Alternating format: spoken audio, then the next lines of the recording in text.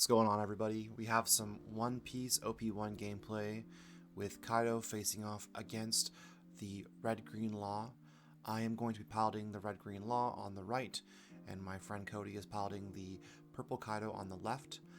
Turn 1, I'm going to open up with the Nami, and I'm going to search top 5 and accidentally grab a Bonnie, I believe, which is a misplay.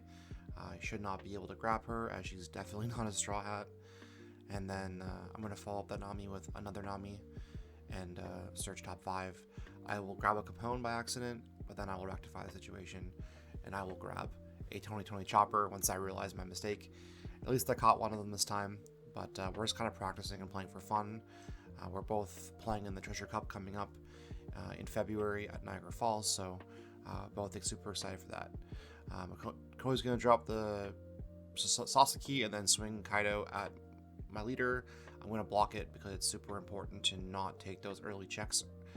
And then I'm going to drop 2 2020 choppers to protect my life, and then another Bonnie to search top 5 to make sure that I have all my pieces, because in this matchup you need to find all your pieces so that you can go aggressive against Kaido. And then I'll also swing Law at his life just to get some pressure, force him to use some of his hand, so I don't fall behind in hand size.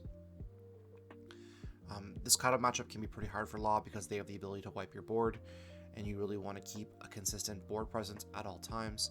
So losing all 5 of your guys to the big Kaido can be pretty rough. So that's one of those things that you just gotta be wary for.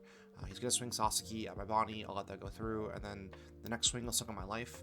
At this point, I'm feeling pretty okay about it, so I'll take that life swing, and then he'll drop the Queen to draw 2 and trash 1, and then he pitches the large Kaido, so that kind of tells you where his game's at. At that point, I know that he doesn't really have any plays right now, so I'm gonna drop the Brook to give my leader 2 Rested Dawn and put some pressure on by swinging at Sasaki, wanting to clear his board off and forcing him to either let it go or protect it. And then I'll use the Law effect here to bounce the Nami to play the Trafalgar Law, which will then bounce the Brook to play the Nami to again find some more pieces. Brook is super great to play when you need a 5th guy on board, because you can use the Dawn that you used to play him under a leader, another character, and then you can usually bounce him back to get that counter back in your hand. So I actually love Brook in this deck. We're going to pass back, and there's 6 Dawn on Kaido's side of the field, and there's a couple of plays that they can make. But right now, they're going to start by swinging off at my leader, and I don't want to take this damage because it's too much at this point. I can't put myself in a vulnerable position, so I block it with Chopper, and then I'm thinking, and I block again with Chopper because I don't need to take any damage here, and I have most of the pieces in my hand. He's going to drop the King. I mistakenly think it's the 7-drop King, but it's actually just the 6-drop King, because I forgot that he had used the Dawn earlier for Queen's effect. So I bring back the Nami, and then he passes turn back to me. I have the Law on the board as well, so I can use a bunch of bounce effects on this turn. So this is going to be a pretty big turn for me, and I can force him to use a lot of resources in his hand. So again, I'm going to drop the Brook, and I'm going to give 2 Rested Dawn to one of my characters. I'm going to give it to the Law, putting him at 8k to swing over the Queen, because that's just such a hard card to deal with. So instead of deciding to counter that, he's going to give up the Queen and take that. I will then play another Law to bounce the Brook back to my hand, again keeping that counter in hand, and I'll play the Zoro. And then I will leave. I will add the counter, the Dawn to Zoro to swing, so it's hard to block at Kaido. Again, force him to either use more resources or take a life, and he's going to opt to take a life here. So now we're at 4 life for the Kaido player versus 3 life on my side, and we're getting close to a big turn for the Kaido player, so he's got to kind of go ahead here and either make some plays on my board, or he's going to fall too far behind on my next turn, which is going to be my big turn. So he's just kind of thinking about what he wants to do here. I think he knows that if he doesn't go for a larger play or set up some blockers, he's going to lose a lot of tempo, and he's going to be forced to use a lot of resources from his hand. So that's one thing that Law is great at. It's forcing your opponent to get uncomfortable.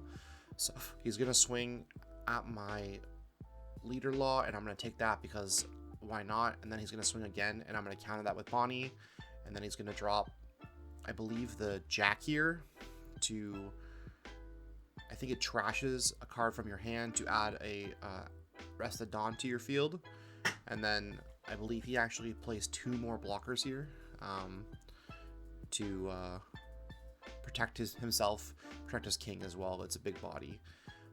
So I have 4 guys on board, which is, if you ever have a turn where you can keep multiple members of your team on the board, especially your stronger guys on board, you are going to have an explosive turn for Law. And at this point in time, it's just, I'm going to play the Brook again because I want to get that value, I think. But I'm just thinking about what I want to do here first before I do that. So I'm going to swing away here. Swinging at Kaido here, force him to use some resources, force him to be a bit proactive and see what he decides to do. He goes and counters it, so then I swing at the Law leader again, swing the Law leader, and then swing the other Law leader, and now he's down to 3 life, and I still have my leader's effect as well as all of my Dawn. So I'm going to play Brook and then give those 2 cards of Dawn to Nami, and then I'll slot another Dawn to put her at 5 to swing at the Kaido with, and then he's going to counter that. And then I use the Law effect here to bounce my Law to play a Luffy. And then I swing Luffy at leader and force him to take another life because he's down to 2 cards in hand. And at this point in time, I'm feeling pretty good about where I'm sitting. I'm going to kill my own Nami here to play another Zoro. And I'm going to swing at his leader again, which forces him to use another counter. And then I pass back turn. I know here that the 10-drop Kaido is likely coming down, so I wanted to get as much aggression out as I could before the Kaido came down. So now that we're both equal on life, I know that it's only going to take me a couple turns, and I have all of the pieces in my hand that I need to win after the Law comes down. So I was feeling pretty good about this play. So he's going to swing out my life with the Kaido, and start with the king. I'll take the king swing, and then I'll block the Kaido swing, and then he's going to drop the big Kaido and wipe my board. And he's going to return 7 Dawn to his Dawn deck after playing him. So it's a fantastic card. It does whiteboard, but I'm not feeling too bad about the situation at this point because I've done enough damage. I'm not too far behind. I'm only down 1 life. And I know that I have a Law in hand, and I have a Luffy in hand still. So I'll be able to counter and block, effectively. So I'm just kind of thinking about how I want to play this right now. So I swing Law at leader first, and he has to take it because, again, he had 2 cards in hand. And, based on the plays that he was making, I know he probably has an Onigashima in hand at this point. So then I drop 5 and play Luffy, force him to counter. And based on the fact that he countered that, I know that I can play Law and drop Luffy again to swing again. But I actually misplay there because I can't play Law to play Luffy again because he's actually not a 3 cost. So, again, another misplay. But we are still practicing and still learning. So I had a Zoro in hand. I should have just played Zoro, but I decided to play Luffy there. Again, a small misplay. I don't think it matters a ton in the grand scheme of things because it's just another rush body that was swinging, and they didn't have anything to counter it at the time. They just drew a blast breath off their last life, if you saw there. And now they're thinking about what they can do here. At this point, I have 1 life and they have 2 swings, so it doesn't make sense for me to block the first swing because then I can't lose the Kaido effect. So they're going to swing at life here, and I'm going to let that go through every time because then they cannot use, they can't play a card to get another Dawn to use the Kaido effect to trash. So then I block the second swing, and at this point, there's no way that he can counter even a 15k leader swing. So I'm going to divide my Dawn 5 and 5 between Luffy and Law, and then I'm going to swing at his leader with both. The first one he's going to counter, I believe, with 2 blast breaths, and once he does that, I know that he can't possibly win the game. I'm just counting out that it's 11k unblockable, so he's going to